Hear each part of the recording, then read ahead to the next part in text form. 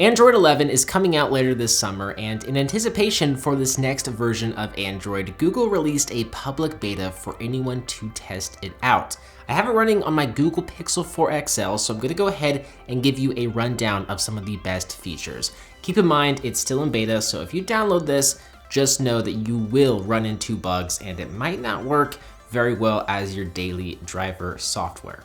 So right away, you're gonna notice some changes made to the Pixel launcher. First of all, we have auto rotation available for the home screens in landscape mode. So if you tilt your phone off to the side, you'll see that you can swipe through home screens in landscape mode. I know some OEM devices already let you do this, but now I guess Google is supporting it. Maybe they will change their mind last minute, but hey, it's nice to have. You can also set it so that the bottom row of apps can be app suggestions. So the bottom row of apps will get moved up and there will be a new row of suggested apps that will appear based on the learned behaviors. So if you're going to the store, maybe your like Fred Meyer or Kroger app will appear, or your Google Maps app.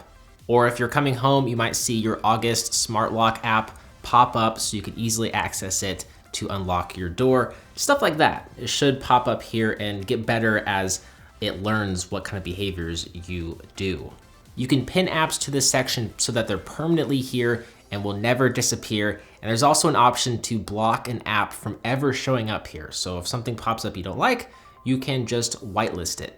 And if we take a look at the overview multitasking tray, we have a few more features here. We have a screenshot button, a select button, and a share button. So if you tap on the screenshot button, a screenshot of the app will automatically be captured.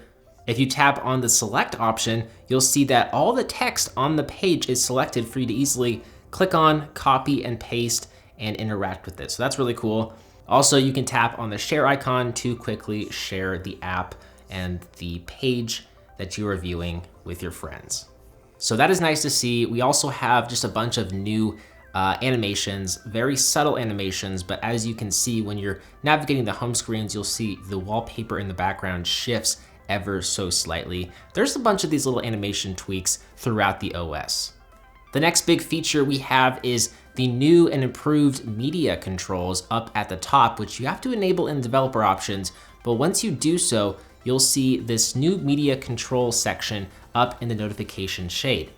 So it's kind of nice to have in the quick settings. You can quickly play, pause music, skip tracks, change the volume, and so on.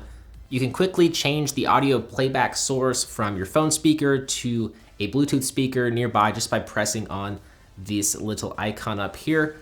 And you can have multiple media widgets like this, just depending on how many media apps you have running. So, YouTube, Spotify, you can swipe through multiple widgets here, which is pretty nice.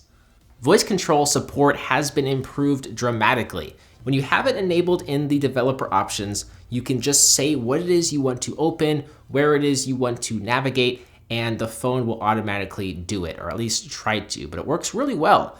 Dieter from The Verge has the best demo I've seen of this feature. You should check it out. I'll start it up here by tapping this little floating button. Instagram.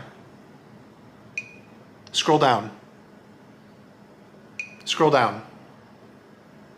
Home. Twitter.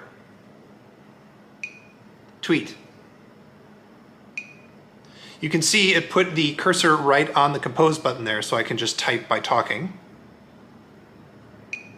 Now, Now the power button menu has also been updated. So when you hold down the power button, you can get the option to call your emergency contacts, turn off the phone and restart it, but you also get access to Google Pay and smart home toggles. So I think this is really cool because it adds a bunch more functionality to this relatively simple action of powering off your phone, which would typically just be, that. It would just be to turn on and off your phone. So I'm all for it. You get a lot more options by long pressing the power button. You can also go into the settings to remove certain things from this menu that you don't want.